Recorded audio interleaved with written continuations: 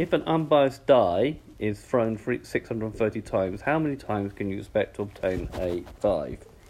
Right, what do we mean by expected number? Well, expected number of successes in any experiment is the probability of success times the number of trials in the experiment.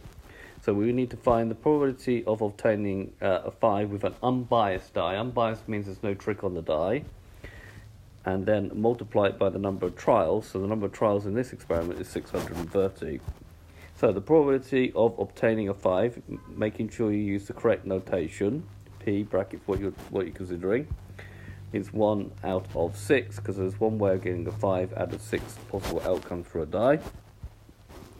The expected number of 6s in this case will be the probability of getting a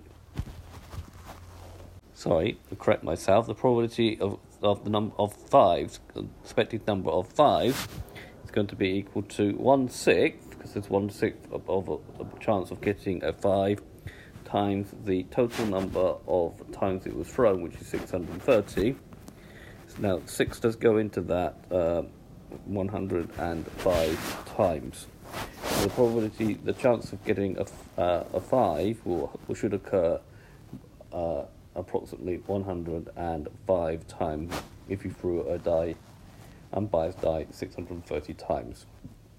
Okay, this has been a video to introduce the idea of expectation. I hope you've understood, and I thank you very much for watching.